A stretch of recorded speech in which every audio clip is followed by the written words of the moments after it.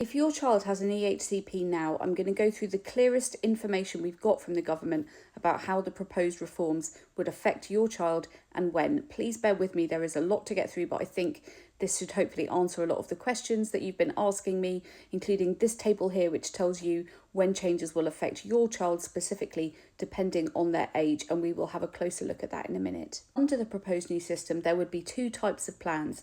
There would be EHCPs still, although they'd be really quite different from what they are now, and something new called an individual support plan, an ISP.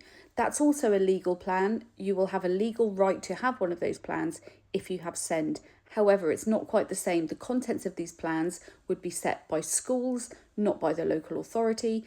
It seems like in order to challenge what's in them, you'd have to go through the school complaints process and mediation rather than going to tribunal. EHCPs, which would only be for children with the most complex needs under the future system, will work quite differently. They'll be based on something they're calling specialist provision packages. Those are predetermined packages of provision.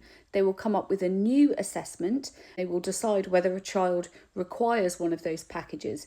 If they do, they will get an EHCP. They will have that package of provision placed into their EHCP. If it's decided they don't need one of those packages of provision, they would only have an individual support plan, not an EHCP.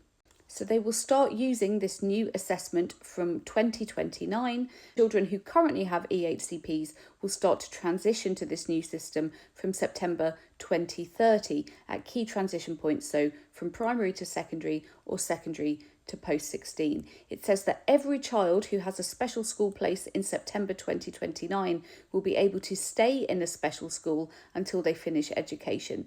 It says families of children in Year 6 and Year 11 with EHCPs in September 2029 will retain the right to name their mainstream school or college of choice. Essentially, if you want a mainstream school for your child, you will be able to choose the mainstream school or college that they go to. However, if your child needs a specialist, you will instead be provided with a list of schools to choose from rather than making a choice yourself. And one of the things it says in this document is that tribunal will not be able to make a local authority name a specific school. They can only ask them to reconsider if they disagree with the setting that has been named.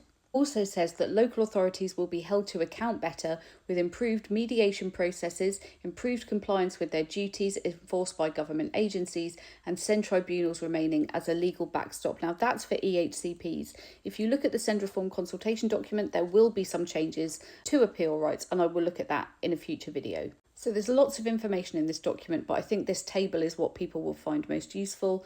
So it essentially tells you which year group and age your child is in now, where they will be in 2029, academic year that their plans will be reviewed under the new system, and the date of their expected transition to support under the new system. So for example, my children are in Year 4, they will be in Year 8 in 2029, and they would be expected to transfer to the new system in 2033 to 34. I will put a link to this document in the comments so you can have a much closer look at this table. Then there's just some information on the phases and how this will work and how they will apparently come up with a new inclusive mainstream system that can meet many more children's needs without an EHCP by 2029, which seems incredibly ambitious. I know this is an awful lot of information to take in, and a lot of it is very unclear, frustratingly so, given how long we have been waiting and how long they've been working on this document. I'm going to make a series of videos about different parts of this plan, so please do follow along. If there's any specific questions that you have, please do ask in the comments and I will try and include them in a future video. I know everyone is panicked and overwhelmed, but what we really need to do is understand what is in this document and all of the various documents so that we can carefully respond to the consultation and challenge the things that we know just simply will not work for children in schools.